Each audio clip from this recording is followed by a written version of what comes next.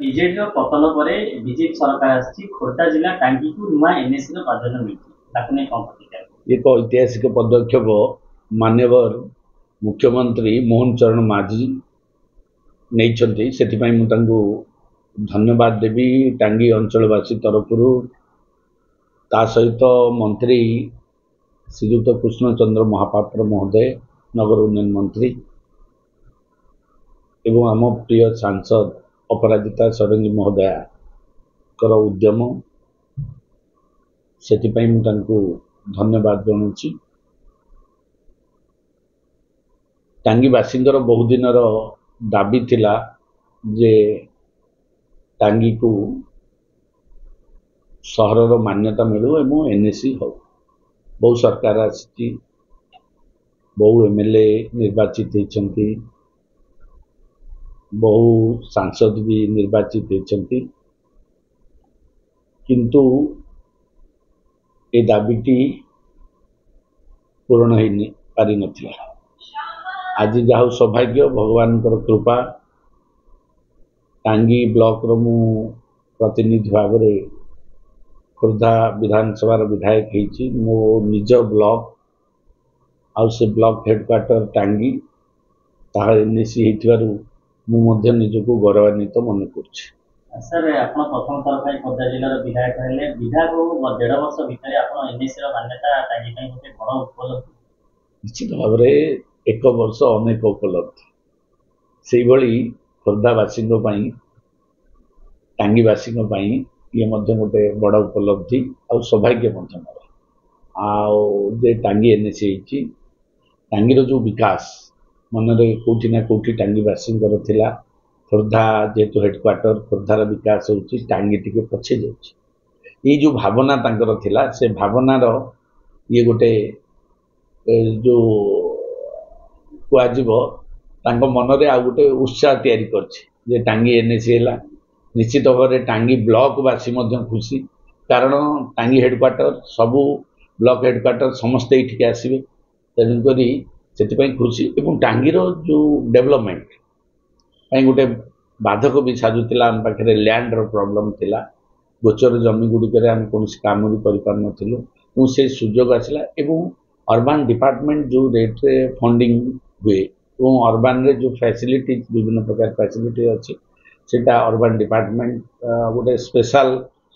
Programme ପରେ ସେ ସୁଯୋଗ ସବୁ ଟାଙ୍ଗୀରେ ହେବ। ସେଇଭଳି ଗୋଟେ ଷ୍ଟାଡିୟମର ଯେମିତି ଚାହୁଁଥିଲେ, ଗୋଟେ ଅଡିଟୋରିୟମ୍, ଟାଉନ୍ ହଲ୍ ଏବଂ ଡ୍ରେନେଜ ସିଷ୍ଟମ, ରୋଡ୍ସ ଏବଂ ଇଲେକ୍ଟ୍ରିସିଟି, ଷ୍ଟ୍ରିଟ୍ ଲାଇଟ୍, ଏସବୁ ବ୍ୟବସ୍ଥା ଅର୍ବାନ୍ ଡିପାର୍ଟମେଣ୍ଟରେ, ଯେଉଁଟା ପଞ୍ଚାୟତରେ ଟିକେ କମ୍ ସୁଯୋଗ ମିଳେ, କିନ୍ତୁ ଅର୍ବାନରେ ସେଇଟା ବେଶୀ ଆକାରରେ ସରକାର ତାକୁ ଟିକେ ଧ୍ୟାନ ଦିଅନ୍ତି। ଏବଂ ସବୁଠୁ ବଡ଼, ସରକାର ବି ଆଜି ରାଜ୍ୟ ସରକାର ଅର୍ବାନାଇଜେସନ୍ କରିବା ପାଇଁ ନ୍ୟାସନାଲ ଲେଭେଲରେ ଆମର 35% ଅର୍ବାନାଇଜେସନ୍ ଅଛି, କିନ୍ତୁ ଓଡ଼ିଶାରେ ସେଇଟା 17% ଅଛି। ତ ସରକାର ଆସିଲା ପରେ, ନୂଆ ସରକାର, ଭାରତୀୟ ଜନତା ପାର୍ଟିର ସରକାର ଆସିଲା ପରେ, ସେମାନେ ମଧ୍ୟ ଚାହୁଁଛନ୍ତି ଆହୁରି ଆଗକୁ ଆଗକୁ ବହୁତ ପଞ୍ଚାୟତକୁ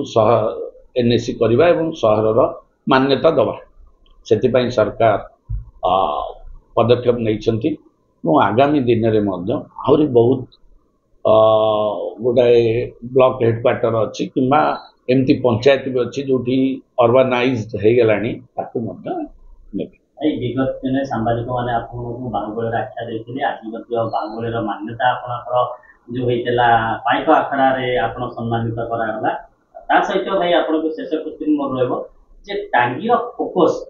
କ'ଣ ବିକାଶ ପାଇଁ ଆପଣଙ୍କ ପ୍ରଥମ ଲକ୍ଷ୍ୟ ରହିବ? ଆମେ ଟାଙ୍ଗୀରେ ପ୍ରଥମ ଫୋକସ୍ ଥିଲା ଟାଙ୍ଗୀକୁ ଆଗେ ଏନ୍ଏସି କରି, ଏଇଟା ଫାଷ୍ଟ ପଦକ୍ଷେପ ଥିଲା। ଏବଂ ଟାଙ୍ଗୀ ବ୍ଲକ ଭିତରେ ଯେଉଁ ଟୁରିଜିମ୍ ସ୍ପଟ୍ ଅଛି, ଗୋଟେ ମା ଉଗ୍ରତାରାଙ୍କର ପୀଠ, ଏଇଟା ଗୋଟେ ଟୁରିଷ୍ଟ ସ୍ପଟ୍ଟା, ତାର ଡେଭଲପମେଣ୍ଟ କରିବା ଏବଂ ସେଇଟା ମଧ୍ୟ ଆମର 35 କୋଟି ଟଙ୍କାରେ ବର୍ତ୍ତମାନ ଉଗ୍ରତାରା ପୀଠର ଡେଭଲପମେଣ୍ଟ ଚାଲିଛି। ଆଉ ଗୋଟିଏ ବାର୍ଡ ସେଞ୍ଚୁରୀ ଆମର ଅଛି ଯେଉଁଟା ସୁନ୍ଦରପୁର ପାଖରେ, ତାର ମଧ୍ୟ ଗୋଟେ ଡେଭଲପମେଣ୍ଟ ଚାହୁଁଛୁ। ଆଉ ଗୋଟେ ରାମେଶ୍ୱର ପାଖରେ ଗୋଟେ ମାଇନର ଇରିଗେସନର ମଲାଗୁଣି ନଦୀରେ ଗୋଟେ ବ୍ୟାରେଜ ଅଛି, ଯେଉଁଥିରେ ଆମେ ସ୍ପୋର୍ଟସ ଆକ୍ଟିଭିଟି, ବୋଟିଂ କମ୍ପ୍ଲେକ୍ସ କରିବା ପାଇଁ ତାର ମଧ୍ୟ ଗୋଟେ ବନୁଛି। ଆଉ ଇନଫ୍ରାଷ୍ଟ୍ରକ୍ଚର କ୍ଷେତ୍ରରେ ରାସ୍ତା, ଯେତେ ଆରଡି ରାସ୍ତା ଅଛି ଯେତେ ପଞ୍ଚାୟତ ରାସ୍ତା ଅଛି ତାକୁ ଆମେ ଆରଡି ରୋଡ କରିବାକୁ ଚାହୁଁଛୁ ଏବଂ ତା ସହିତ ଯେତେ ଆରଡି ରୋଡ ଅଛି ତାକୁ ପୂର୍ତ୍ତ ବିଭାଗ ରାସ୍ତା ଆହୁରି ୱାଇଡନିଂ କରିବା ପାଇଁ ଚାହୁଁଛୁ ବଡ଼ ଓସାରିଆ ରାସ୍ତା କରିବାର ସେଇଟା ଗୋଟେ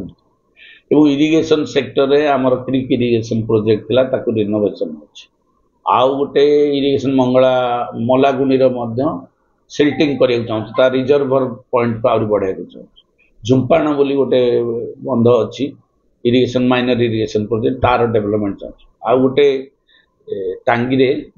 ମଙ୍ଗଳଜିତ୍ର ଇରିଗେସନ ପ୍ରୋଜେକ୍ଟର ତାକୁ ମଧ୍ୟ ରିନୋଭେସନ କରିବା ପାଇଁ ଅଛି ଜଳସେଚନ ଆହୁରି ଭୂଷଣପୁର ବାଲିପାଟପୁର କନ୍ତଳବାଇ ଆଉ ନୂଆଗଡ଼ ରାଉତପଡ଼ା ଯେଉଁଟାକି ଦୟାରୁ ଆମେ ମେଗା ଲିଫ୍ଟରେ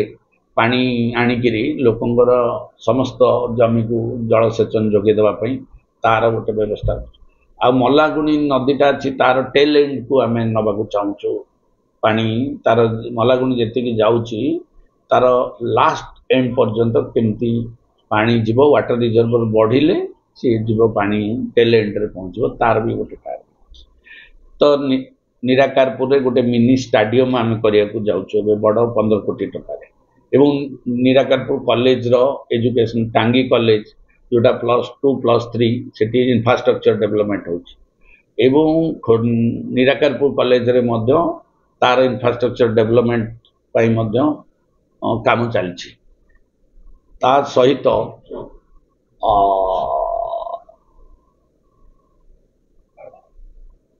ମେଡିକାଲ ଯେଉଁ ଯେତିକି ମେଡିକାଲ ଆମର ଅଛି ଟାଙ୍ଗିରେ ଗୋଟେ ଏମ୍ସର ହଷ୍ଟେଲ ଗୋଟେ କରିବାର ଅଛି ତାକୁ ମଧ୍ୟ ପ୍ଲାନିଂ ଚାଲିଛି ତାର ଲ୍ୟାଣ୍ଡ ଆକ୍ୱିଜିସନ ପାଇଁ ଆମେ ଆଲିନେସନ ପାଇଁ ଗଭର୍ଣ୍ଣମେଣ୍ଟକୁ ଦିଆଯାଇଛି ତାର ଉପରେ ମଧ୍ୟ ଆମେ ଉଦ୍ୟମ କରୁଛୁ ତା ସହିତ ଯେତିକି ପିଏଚସି ଅଛି ସେ ପିଏଚସିର ଇନଫ୍ରାଷ୍ଟ୍ରକ୍ଚର ବଢ଼େଇବା ଏବଂ ଡକ୍ଟରର ଟିକେ ଯେଉଁ ସର୍ଟେଜ ଅଛି ତାକୁ କେମିତି ଫିଲ୍ଅପ୍ କରାଯିବ ଗୁଡ଼ି ହେଉ ନିରାକାରପୁର ହେଉ ବଡ଼ ପୋଖରିଆ ଓଳସିଂ 4-5ଟି ଅଛି ପିଏଚସି ତାର ଇନଫ୍ରାଷ୍ଟ୍ରକ୍ଚର ଡେଭଲପମେଣ୍ଟ ଏବଂ ତାର ଡକ୍ଟର୍ସ ଆଉ ପାରାମେଡିକାଲ ୱାର୍କର ମାନଙ୍କୁ କେମିତି ଏଇଭଳି ଇଣ୍ଟିଗ୍ରେଟେଡ ୱେରେ ଅଲରାଉଣ୍ଡ ଡେଭଲପମେଣ୍ଟ ଆମେ ଚାହୁଁଛୁ ଆଉ ଲୋକଙ୍କର ବି ସେ ବିଶ୍ୱାସ ଅଛି ଯେହେତୁ ମୁଁ ଟାଙ୍ଗିର ବହୁତ ଦିନ ପରେ ଟାଙ୍ଗିର ବିଧାୟକ ଭାବରେ ଟାଙ୍ଗି ବ୍ଲକର ଜଣେ ବାସିନ୍ଦା ହିସାବରେ ଏବଂ ଖୋର୍ଦ୍ଧାର ବିଧାୟକ ହେଇଛି ଟାଙ୍ଗିବାସୀଙ୍କର ବି ସ୍ୱପ୍ନ ମୋ ଉପରେ ରହିଛି ବିଶ୍ୱାସ ରହିଛି ଆସ୍ଥା ରହିଛି ଆଉ ନିଶ୍ଚିତ ଭାବରେ ତାକୁ ଆମେ ପୂରଣ କରିବୁ ଏବଂ ସରକାରଙ୍କର ସେ ଅଙ୍ଗନବାଡ଼ି ଘରଠୁ ଆରମ୍ଭ କରିକି ମେଡିକାଲ ସବ୍ ସେଣ୍ଟର ସବୁ ଦିଗରେ ସରକାରଙ୍କର ଯେଉଁ 40ଟି ବିଭାଗ ଅଛି ସେ ବିଭାଗର ସମସ୍ତ ସ୍କିମ୍ କେମିତି ଆମ ବ୍ଲକରେ ଟାଙ୍ଗି ବ୍ଲକରେ କାର୍ଯ୍ୟକାରୀ ହେବ ସେଥିପାଇଁ ଉଦ୍ୟମ ଚାଲିଛି ହଁ ଆଉ ଗୋଟେ ବଡ଼ କାମ କରିବାକୁ ଯାଉଛୁ ଆମେ ଟାଙ୍ଗିର ଯେଉଁ ବ୍ଲକ ଅଫିସ ସେଥିପାଇଁ ଗୋଟେ ନୂଆ ବ୍ଲକ ଅଫିସ ତିଆରି କରିବା ପାଇଁ ମଧ୍ୟ ପଞ୍ଚାୟତ ରାଜ ବିଭାଗକୁ ଆମେ ଫଣ୍ଡସ୍ ମାଗିଛୁ ସେଠି ଗୋଟେ ଆହୁରି ଗୋଟେ କାରଣ ବହୁତ ଦିନର ବ୍ଲକ ହେଇଥିଲା ଡିଲାପଏଡ୍ କଣ୍ଡିସନ ଆସିଲାଣି ସେଠି ଗୋଟେ ନୂଆ ଇନଫ୍ରାଷ୍ଟ୍ରକ୍ଚର ଆହୁରି ଗୋଟେ ନୂଆ ବ୍ଲକ ଅଫିସ କରିବାକୁ ଚାହୁଁଛୁ ତ ଏଇଭଳି ଭାବରେ ଏବଂ ଟାଙ୍ଗି ଯେହେତୁ ଏନ୍ଏସି ହେଲାଣି ତାର ୱାଇଡନିଂ ରୋଡ୍ ହେବ ଲାଇଟିଂ ହେବ ଏବଂ ସବୁ ଅଫିସ ଗୁଡ଼ିକ ବହୁତ ସୁନ୍ଦର ଭାବରେ ସ୍ୱଚ୍ଛ ପରିଷ୍କାର ଏବଂ ନିର୍ମଳ ଭାବରେ ରହିବ ସେଥିପାଇଁ ମଧ୍ୟ ଆମେ ଧ୍ୟାନ ଦିଆଯିବ ନିଶ୍ଚିତ ଭାବରେ ଏଥିରେ କିଛି ଦ୍ୱିମତ ନାହିଁ ଆଉ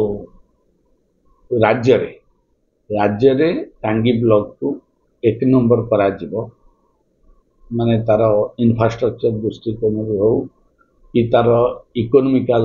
ଦୃଷ୍ଟିକୋଣରୁ ହେଉ କିମ୍ବା ତାର ସୋସିଆଲ ସାମାଜିକ ସ୍ତରରେ ଅର୍ଥନୈତିକ ସ୍ତରରେ ଭିତ୍ତିଭୂମି ସ୍ତରରେ ଏ 3ଟା ଦିଗରେ 1 ନମ୍ବର ହେବ ଏକଥା ଆମେ ପ୍ରଭୁଙ୍କ ପାଖରେ ପ୍ରାର୍ଥନା କରୁଛୁ ଆଉ ସେ ପ୍ରାର୍ଥନା ସେ ରୋଡ୍ ମ୍ୟାପ୍କୁ ନେଇକି ଆମେ କାମ କରିବୁ ଏବଂ ବେଶୀ ନୁହେଁ ମାନେ ବହୁତ ବର୍ଷ ଗୋଟିଏ ଟର୍ମ 5 ବର୍ଷ ଭିତରେ ଏହା ହେବ ପ୍ରତିଫଳନ ଏ ବିଶ୍ୱାସ ଆମେ ରଖିଛୁ।